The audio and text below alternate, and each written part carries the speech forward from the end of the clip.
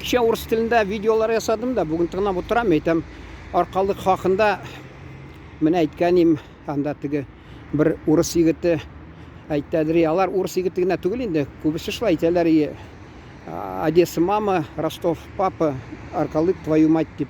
Мен енді бір сәбәпні кетірдім, қалғанлар кетірмәдім енді. Не? Бір-екінісі кетірдім, шына еміш. Су бір сағатта берелер, бір нәрсе жоқ деп шынасын ойлап тұрам. Айтам, міне қазақ халқы тыңдап тұрса, біз айталар Оренбург татарларына кайып деп, әлі ол қазақ сөзі кайып қалар деп, рәнжіп кетірлер деп шына айтасым келе. Міне қазақ халқына махсус айтасым келе.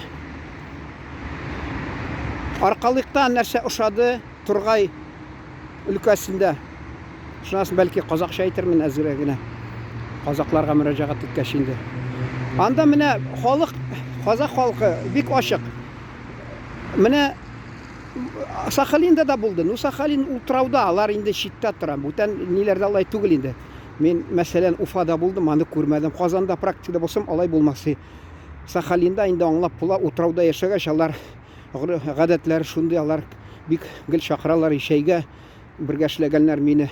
Хатта бір урыс редакциядан кайтабыз, ул мине узатып бара, мен аны ул барада өенә апарып шәй эчертә. Бер вакытта бер татар очраган, сөйләп таныштырды да безне. Шунасын әйтә, ул татар, син татар, нигә сине чакырмады ди.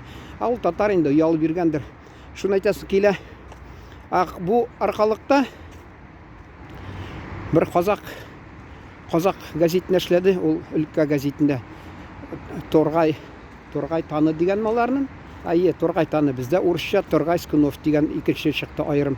Шунда өенә чакырды, ул миңа записки Пиквикского клуба дигән 2-3 том китап сатты шунда.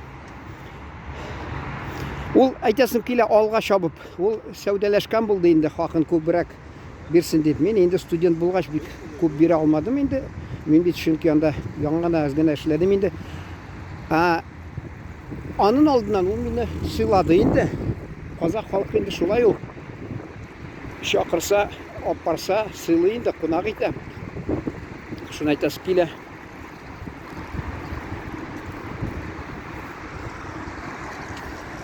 Әлі міне хатта Торғай деген бір бисте поселок келер менде шунда.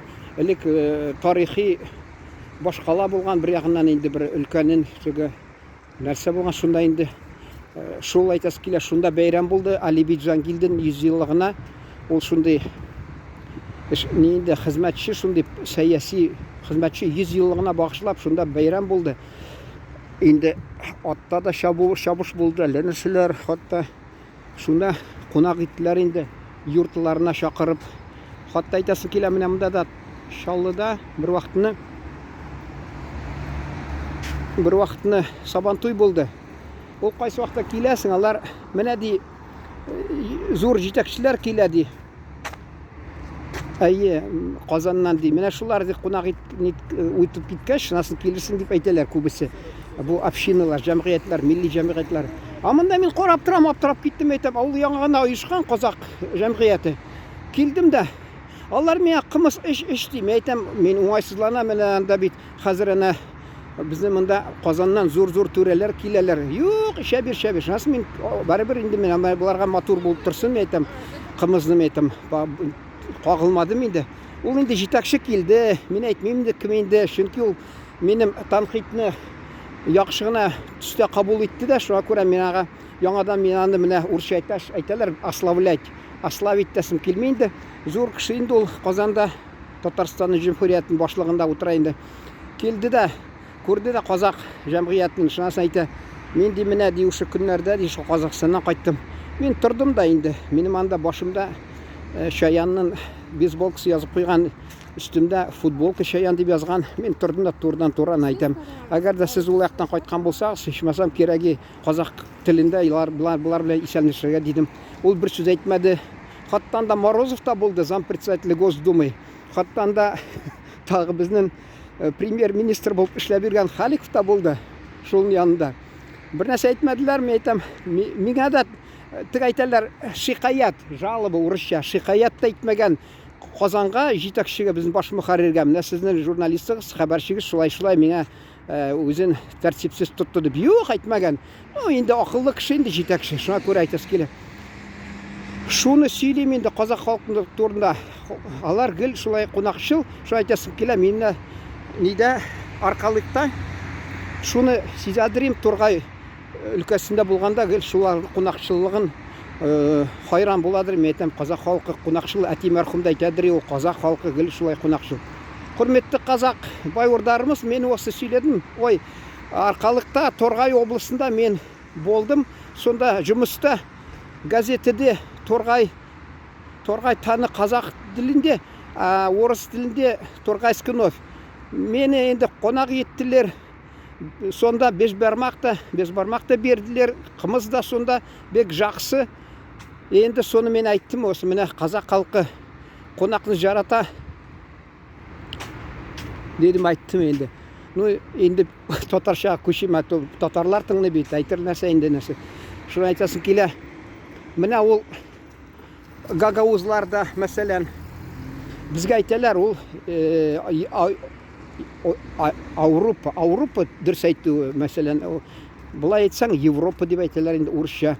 Ауропа халқы, мен бірсі айтты, ол Ауропа түркілері, халықлары алар деп алай қонақшыл түгілді. Міне Азия халықлары қонақшыл де.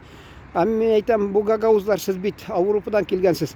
Соңынан ойладым, айтам, бәлкі алар менімше шул әлек бейт біздің бабаларыбыз түгі неден Алтай аяғынан келгенлер орыс тілінде айталар, түгі великий переселение народов деп хуннал, мәселен алар әлі Рим болған шақта алар Римні қорқытып тұрғанлар шундай біздің Атилла деген болған хатта шунда ханны жетекші болған. Шу айтасып келе алар бейтінде түнияқтан келген халық. Соңыдан неше буынлар ұзмаса да, неше дисте буынлар шул ғұрып ғадәтлерін, қонақшылықны сақлап қалғанлар. Алар хатта қазірді православный халық болса да құрбан деп атылар, сарық соялар, доңғыз еті yok бір қашандан да. Қазірді алар енді бауыр деген шығара башлады. Алар айта, бізде тырышабыз де, халал болсын, шулай деп, ясы бізде, бізден бренд болады, шулай бір 3-4 ел елік барған ем, шулай бауыр деген милли рызықны жетіштіре башладылар. Енді мен шул темадан түркілер ұзақты, ирағырақ кеттім енді, ирағырақ кеттім енді, шына көрі бұрылып қайтыра керек енді. Шуны айтасып келе, ол мені шына көрі қайсы уақытта қазақ халқымыз арасында бола бір кіші рәнжи башлы, бір уақытта мен мазақлап yazған ем, ойлап шығардым енді. Ник ол енді бір уақытта яздым енді, мәселен Сальвадор Али енді қазақ болған, чүнки бір планеркім нәрсе совещание башлау алдынан ал енді деп айтқанде қазақта шу айталар, ал енді аны яр енді қабыл еттілер. Екінші бір yazған ем, мәселен ресторанда неге ол барменні ол имеш қазақның сөзі деп яздым енді мазақлап.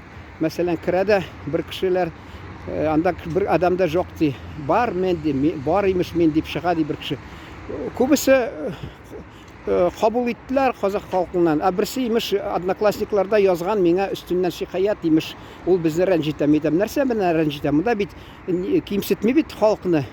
Ол қазақ халқы біздің ауылда да мазақны ярата, садақада отырабыз, сөйле деп не айтасым келе. Менің хатта Уральский яғына шул неге барған ем, Западно-Казахстанский область деген. Шунда барған ем, ол анда имеш немере, орысша племянница, шунын күйеуі Бектас Алиев түрлі нелеріне, мазақларын сөйледі енді. Ол хатта түгі айтады, бізде де халық де неден де арақыдан өлмейді, бізде ол де цирроз печеньнен өледі. Шун шекілі түрлі мазақ анда яраталар мазақны.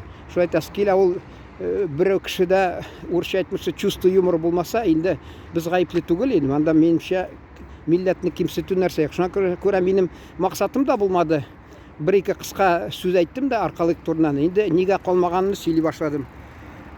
Ұзын сөзінің шул қысқасы шул енді міне. Рахмет қазақ халқымыз, туғандаш халқымызға, біздің бауырдарымызға рахметтер. Аман болыңыз. Рахмет, исән сау болыңыз. İhtibarınız için